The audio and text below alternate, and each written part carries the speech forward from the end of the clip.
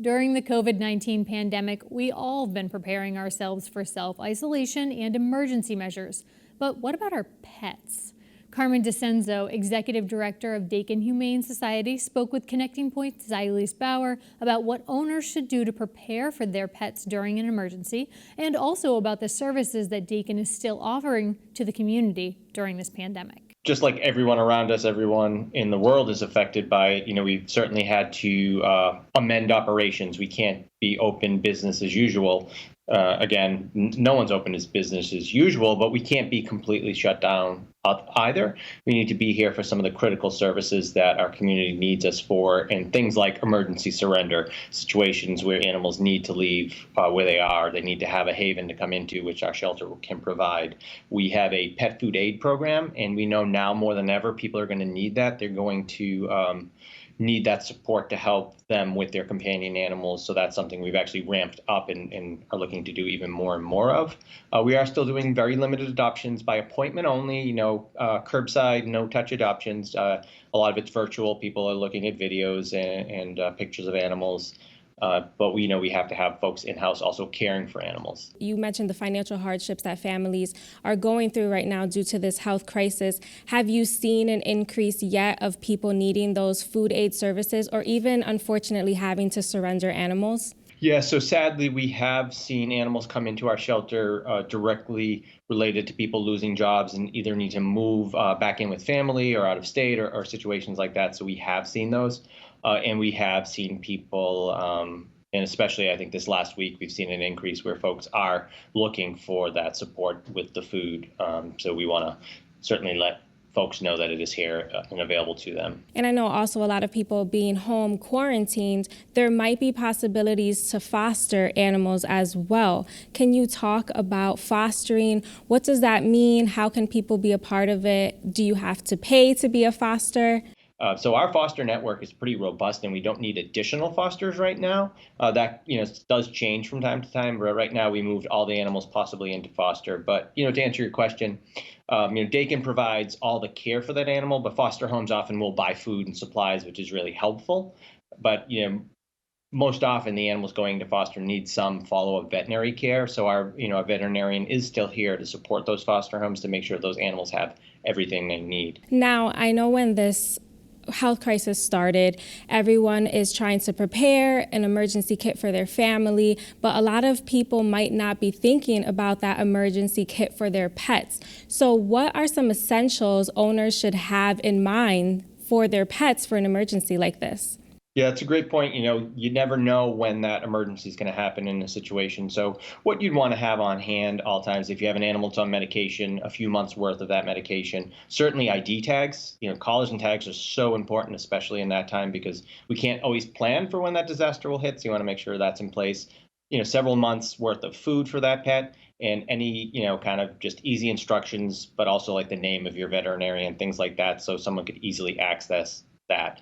And also, a list of families and friends that might be able to help care for that animal were someone to become ill or be separated from that animal. I've been talking to some of my other friends that have animals, and I have a zoo of my own at home, a little with all my animals. And one thing that I've noticed is that people being home disrupts their routine. So just like we have a routine, children have a routine, animals have a routine too. So are there any tips that you can offer to kind of establish a routine for animals during this time? That's a great point. And I think routine animals are all about routine. So they probably are a bit confused. It's like, hey, why is this person here all the time? So even though people have all sorts of time on their hands right now and can do it, like you probably don't want to do like 30 walks a day if your dog's only used to getting one a week. Like they're not all of a sudden going to turn into like, a marathon runner.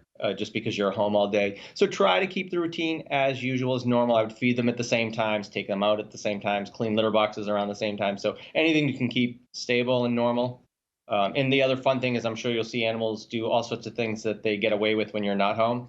So, I know one of my dogs, she loves to like sleep on top of the couch, and she does it all day when we're not home, and now it's fun to watch her do that. Now, there's so many reports coming out about this health crisis it feels like almost every 15 minutes or so. But one of the concerns that I think a lot of people have been hearing is are pets susceptible to COVID-19? Can they catch it from us? Can they give it to us? What do you tell families and pet owners that are worried about this? Yeah, so what we're doing is making sure we're being responsible and pointing people to the experts, would be the AVMA, which is the American Veterinary Medical Association, the CDC. But in general, there hasn't been any known cases or showing that animals can transmit it or vice versa. Now, technically, animals, their fur would be considered a fomite. So could the virus live on that? I guess there's a possibility. The AVMA is recommending and Dakin's recommending, just like any animal can have things they pass on to people. So it's always just practice good hand washing and those kind of basic hygiene.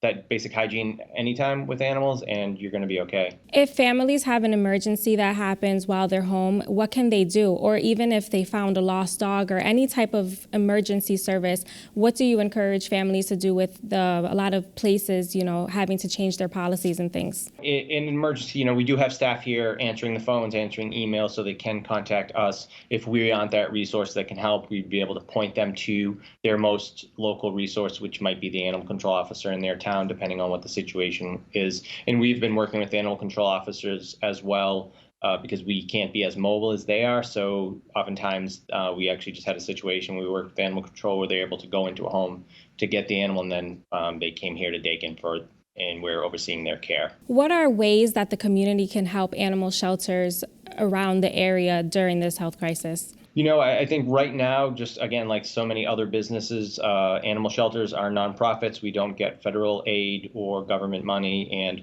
a lot of our services are closed down now. So financial support really helps because we have to shift so quickly. We don't know what tomorrow needs are going to be. So that is always extremely helpful. But, Dakin and many other shelters have like wish lists that you can find online. You can find our Amazon wish list, and we have up there what our most critical needs are. And if people choose to purchase those, we'd be so thankful.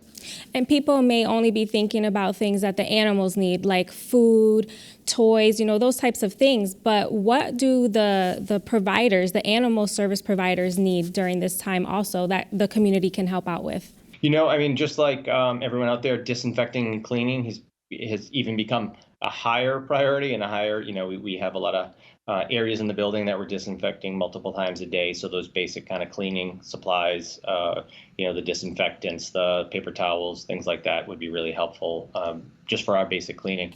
Speaking about cleaning needs, I'm thinking about all the people that are also thinking about disinfecting their homes and keeping that sanitized. But that also kind of raises a concern about safety with pets and cleaning products. Can you talk about that? Yeah, I think, with in general, you want to make sure you follow whatever manufacturer guidelines are, but just be careful. Like if you are cleaning and disinfecting a surface, make sure it's completely dried off before you let your cat jump on that counter or in the area. So just, practice really, be litigious about cleaning that area. But generally, if you're going to put the disinfectant down and wipe it all off, it should not be an issue.